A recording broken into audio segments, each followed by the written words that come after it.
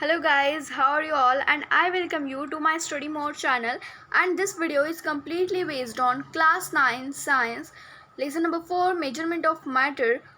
Whole lesson will be completed in just 20 minutes, so please watch till the end from study mode channel. So let's start our lesson, which is based on fourth lesson measurement of matter. Okay, so ये जो lesson है इसे शुरुआत करते हैं. सबसे पहले कुछ लॉज है इसमें, अलग अलग लॉज. जैसे हमने पिछले जो अभी हुआ है चैप्टर, उसमें हमने क्या एक लॉ सीखा है, ओहम्स लॉ, काफ़ी इम्पॉर्टेंट है.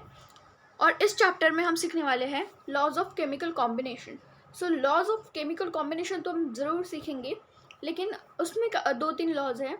सो फर्स्ट लॉ है law of conservation of matter, जो कि मैंने यहाँ पे लिखा है, law of conservation of matter, right.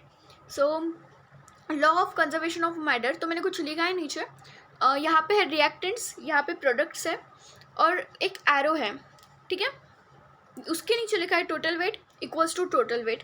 मतलब क्या है कि law of conservation of matter में जो भी इक्वेशन होता है, सो इक्वेशन हमें पता है, दो रिएक्टेंट्स होंगे, वो रिएक्ट करेंगे और उसमें से कुछ प्रोडक्ट निकल आएगा, राइट ना. सो ये लॉ ऐसा है कि the total weight of reactants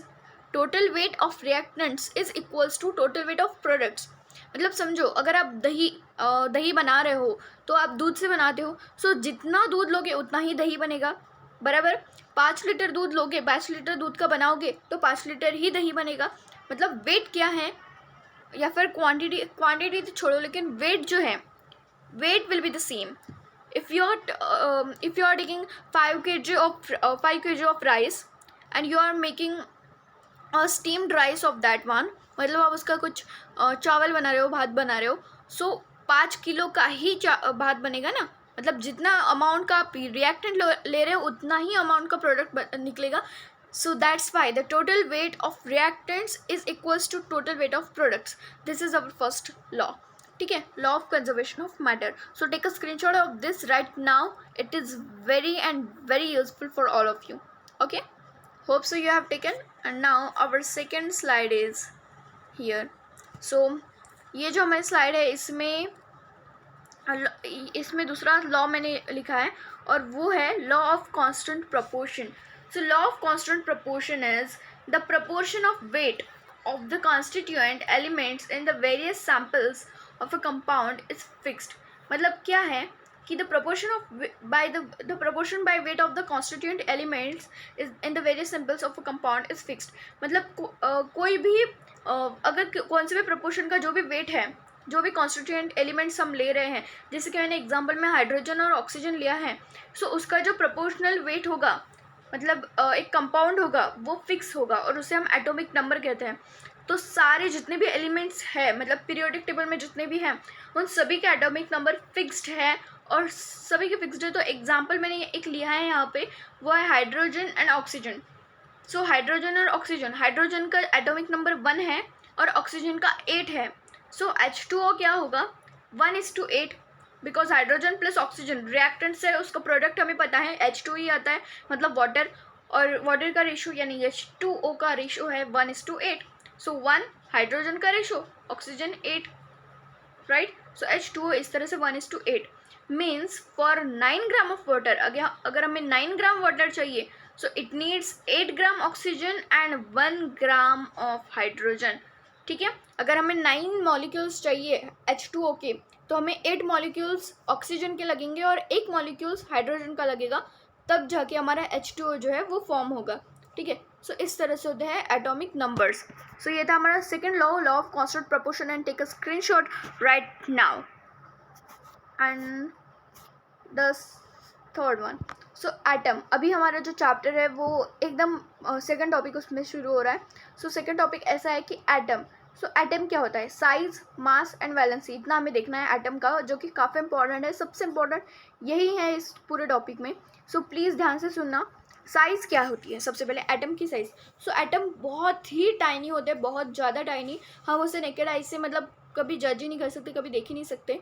the size of an atom is determined by its radius. अगर हमें कोई भी एटम की अगर साइज़ निकालनी हो तो उसके रेडियस से ही हम निकालते हैं. ठीक है, सो यहाँ पे मैंने एक सर्कल बनाया है, see here, this is a circle and there is a line which is radius. हमें पता है, हमने सर्कल सीखा है मैथ्स में. सो उसमें पता होता है सेंटर पॉइंट होता है, फिर रेडियस होती है. सो सेम वे ये रेडियस है उसकी एटम की. और वो जो सेंटर पॉइंट आप देख रहे हो वो है न्यूक्लियस. क्या है? एटम का न्यूक्लियस है, सेंटर में होता है. सो न्यूक्लियस से लेकर एटम के जो बाउंड्री लाइन तक जो भी पॉइंट है उसका अगर आप डिस्टेंस निकालोगे तो वो हो जाएगी एटम की रेडियस. सो अगर हम इसका वैल्यू निकालते हैं, सो इसकी वैल्यू कुछ इस तरह की है जो कि मैंने यहाँ पे लिखी है. So value is 1/10⁹ metre equals to 1 nm. अभी nm क्या है? nm है नैनोमीटर्स, इसीलिए atomic radius is always expressed in nanometres. So हम ऐसे लिख सकते हैं कि 1 metre equals to 10⁹ nanometre. So ये जो बात है वो आपको सबसे पहले यहाँ पे मैं जो बॉर्डर कर रही हूँ वही आपको अभी लिखना है. वैसे तो पूरा ही लिखना है और स्क्रीनशॉट निकाल लो, लेकिन ये बहुत ज़्यादा इंपॉर्टेंट है क्योंकि अगर आपको कोई भी एटम देते हैं और उसकी अगर आपको साइज़ निकालनी है, अगर वो मीटर्स में देते हैं और या फिर नैनोमीटर्स में देते हैं तो उनको कन्वर्ट करना है आपको. तो ये वैल्यू बहुत ही ज़रूरी है, इसलिए इसे अभी के अभी नोट करो. और जितने भी सॉल्व एग्जांपल्स अगर एटम के साइज़ पे आएंगे आपको बुक में भी दिखेंगे तो यही इसी के बेस्ड होंगे. So just right that right now. Okay, अभी हमारा इसमें ही नेक्स्ट टॉपिक है, वही हम देखने वाले हैं. सो नेक्स्ट टॉपिक हमारा ये है. देखो हमारी जो बुक है उसमें काफ़ी सारे अलग अलग पॉइंट्स हैं. सो उस पॉइंट्स के हिसाब से अगर मैं लिखती हूँ सो काफ़ी बड़ा चैप्टर और काफ़ी बड़े नोट्स हो जाएंगे. लेकिन मैं इसे बिल्कुल जनरल ले रही हूँ कि अगर कोई चैप्टर अगर ये चैप्टर नहीं भी है तो भी कोई भी जन ये देख सकता है, मतलब CBSE बोर्ड NCERT बोर्ड वाले भी ये देख सकते हैं. सो इसीलिए मैंने ऐसा लिया है उसे. ठीक है. सो हमारा जो पॉइंट है molecular mass of a compound, ये हमारी बुक में है. और molecular mass of a compound में सबसे पहले है H2O. सो H2 का एटॉमिक नंबर पता था हमें 1, लेकिन हमने उसे 1 × 2 क्यों किया? सबसे पहले क्योंकि वहाँ पे H2 है, H2O. सो इसलिए हमारा आया 2, O का आया 16 बिकॉज O2 या उसके आगे भी 2 है ना, सो इसलिए 16. सो क्या होगा 2 + 16. देखो मैंने यहाँ पे किया है, यहाँ आया 2, यहाँ आया 16, 2 + 16 = 18. आ गया आपका आंसर 2 + 16 = 18. मतलब molecular mass of H2O is 18, right. So इस तरह से आपको करना है. सो ये जो है ये भी एक एग्जाम्पल है, ये बिल्कुल ये ही नहीं आने वाला है आपको. अगर मॉलिक्यूलर मास आपको कोई पूछे, कुछ भी एग्जाम्पल्स आ सकते हैं, लेकिन मैंने एक एग्जाम्पल दिया है H2O का, और सारे इसमें मैं H2O का ही एग्जाम्पल ले रही हूँ ताकि आप कंफ्यूज ना हो अगर मैं अलग अलग एग्जाम्पल्स लेती हूँ तो. ठीक है. सो इस तरह से ही आपको करना है. अभी इसके बाद में क्या है वो देखते हैं. इसके बाद है एवोगाड्रोस नंबर. एवोगाड्रोस नंबर बहुत ही ईजी टॉपिक है, लेकिन उसका नाम ही सिर्फ डिफरेंट है.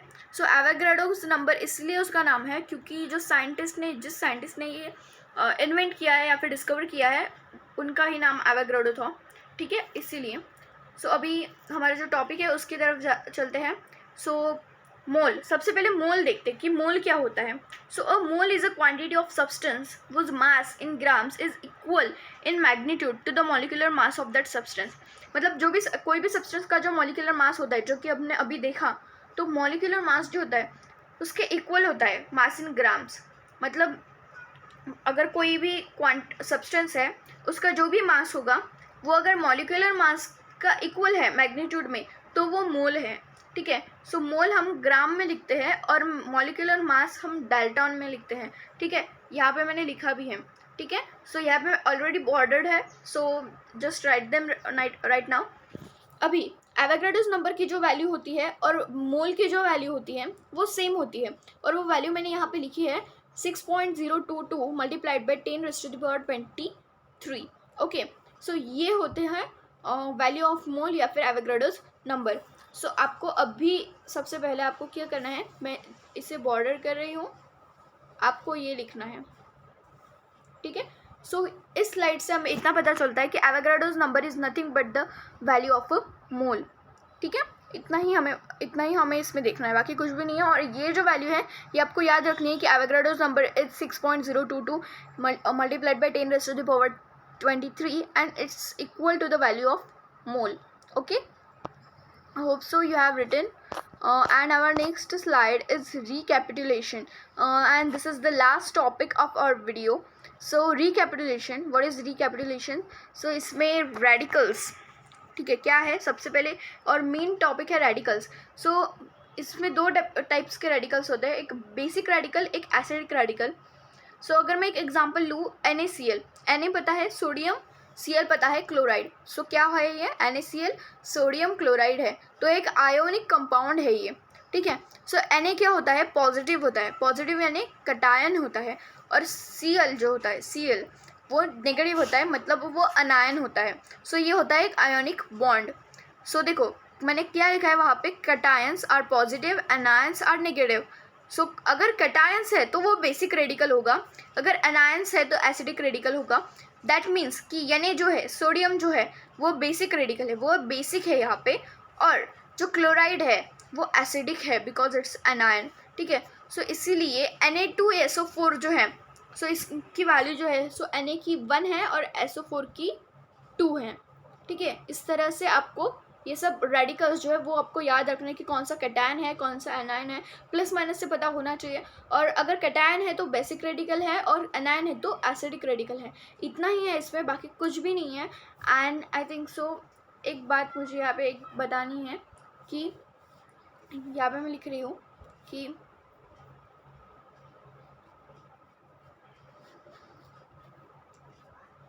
thank you for watching my video. Yes, thank you.